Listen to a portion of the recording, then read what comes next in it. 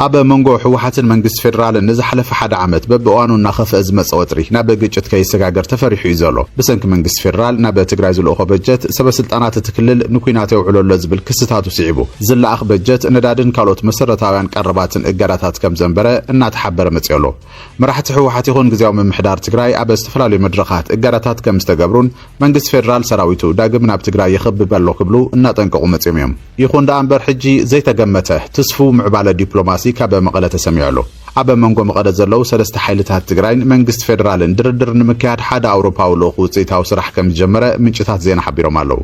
اتي امبسادر فرنساي أبي إثيوبيا أليكس سلاميك خون كم زخد زقلتو تو من جتات أبا منقو حوحات زركبوم جزاو من محدارن أمرار حسراوي تقراي تديفن مس منقست فيدرالن مدردار لوخ حيزو مقالة وعيزو كم زقنعو عامل كتو مالو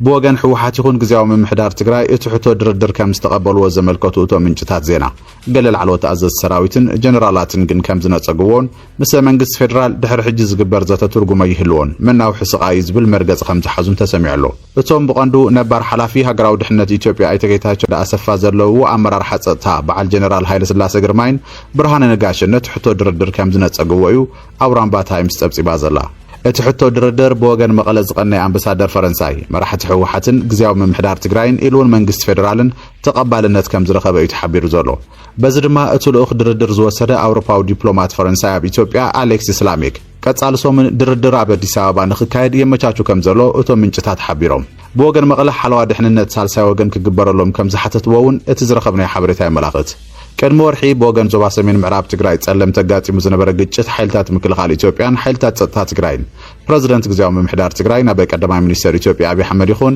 ካልኦት ዝምልከቶም አካላት ማህበረሰብ ዲፕሎማሲ ቴሌፎን እንትድውል ዘልዕሎ ሰብሲኑ ከም ዝነበረን እቲ እንኮ እቲ ዘጋጠመ ኩነታት ንምሕታት ናብ መቀለ ቴሌፎን ዝደወለ አምባሳደር ፈረንሳይ አብ ኢትዮጵያ አሌክስ ስላሚክ መንባሩ ምንጭታትን ሓቢሮም እዮም እቲ አምባሳደር አበ መንጎ መቀለን አዲስ አበባን መቀረራባት ንኽህሉ ብፍሉ ይሰርሓሉ ከም ዘሎ ዘመልክት ምዕባላዊ ትሕጅወት ዘሎ ክዕወትን ዘይክዕወትን ቀጻል ዝረአ ጉዳይ ክኸውን እዩ አበ ዝሓለፈ ሰሙን ወሃብ ቃል ሕወሓት አይቶ ሚካኤል አስገዶም ንጋዜጣዊ ናብ ዝሃቦ ቃለ ምሕትት ምስ ፌደራላዊ መንግስቲ ኢትዮጵያ ናብ ወጥር ዝኣተወ ሕወሓት እቲ አበ ፕሪቶሪያ ዝተፈረመ ስምምዕ ደው ምባል ተኽሲ ሙሉ ብሙሉ ከም ዝፈረሰ በወግዓ አውጅ ነይሩ أفنيا ودب حوحات أيتم ميكيل أسقدوم إن لسان تودب زخونة غازيتا وجين أبزها وقال محتت سممع بريتوريا ملو بملو فريسي يخبلي قالي سنيرو اتافنيا سممع بريتوريا 100% فريسي بمبال بوقع استزاربك خونن كله حوحات دحر حجه لونات سممع كم زي تقبلونا رقاقيتو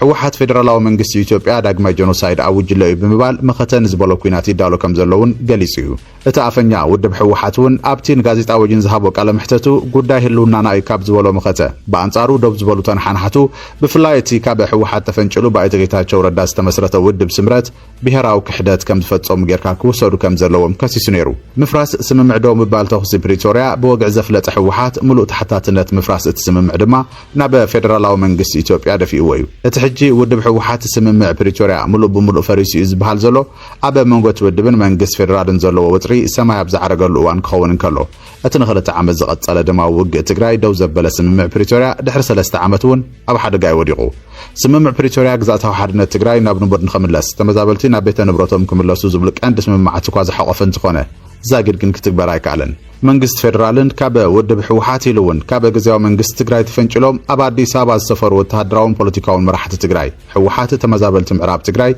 جهو حيزو أنصار سممع بريتوريا دو كم زبلن تخصو حوحات بوغنو منجست فيدرال قجل لك حداتي لون زفرجهم نايك قدم حجب صوتو نتوع لكم زفرسو يخاسيسو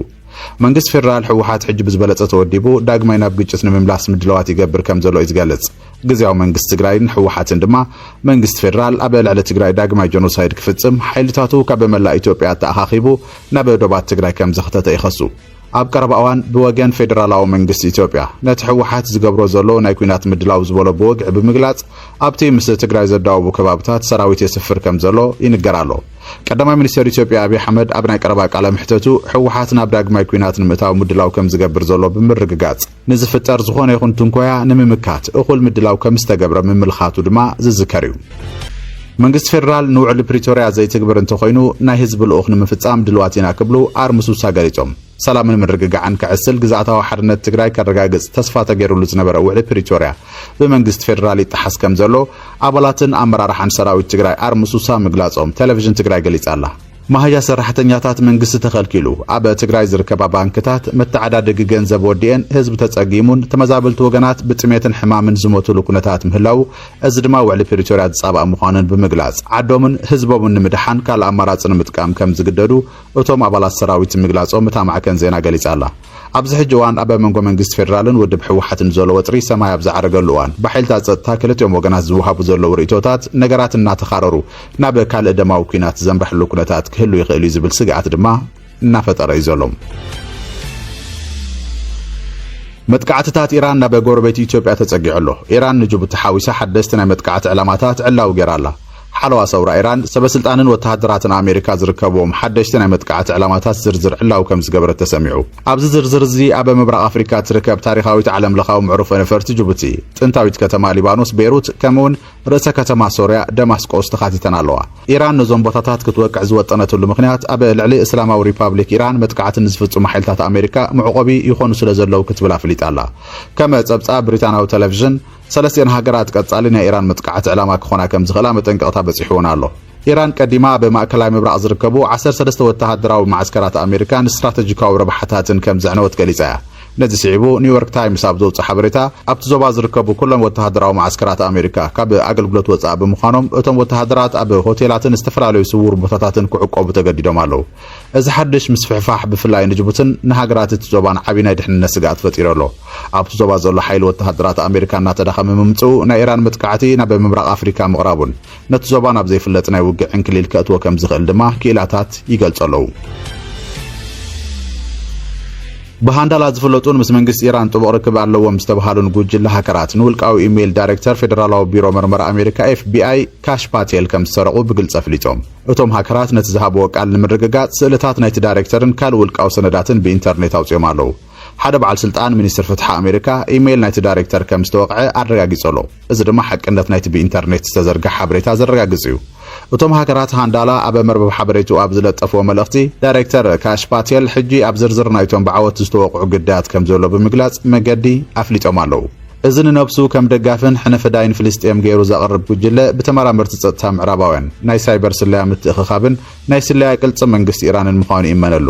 ተመሳሳሊ ጉጅለ ኣብ ዝቐረበ እዋን ብ11 መጋቢት ንመርበብ ናብቲ ኣብ ሚችጋን ዝመደበሩ ወሃቢ መሳርሕታትን ኣገልግሎታትን ሕክምና ስትራይከር ከም ዝሰረፀን ብዙሕ ዳታ ናይቲ ኩባንያ ከም ዘዕነውን ጠብፂቡ ነይሩ። FBI ንዝቐረበሉ ሕቶ ርእቶ ብቕጽበት መልሲ ይሃበን። እቶም ሃከራት ድማ ርእቶ ንክህቡ ንዝቐረበሎም ሕቶታት ብቕጽበት መልሲ ይሃቡን ዘለዉ። እቲ ማዕከን ዜና ሓቅነት ናይቲ ዝፈሰሰ ኢሜይላት ብናጻ ከረጋግጽ እኳ እንተዘይከኣለ እቶም ሃከራት ረኺብናዮ ዝበልዎ ናይ ጂሜይል ኣድራሻ ግን ምስቲ ቅድሚ ሕጂ ኣብ ትካል ጸጥታ ጸሊም መርበብ ሓበሬታ ዲስትሪክት ፎር ላብስ ዝተመዝገበ ሓቀኛ ኣድራሻ ካሽ ፓቴል ይስማዕማዕ ነይሩ።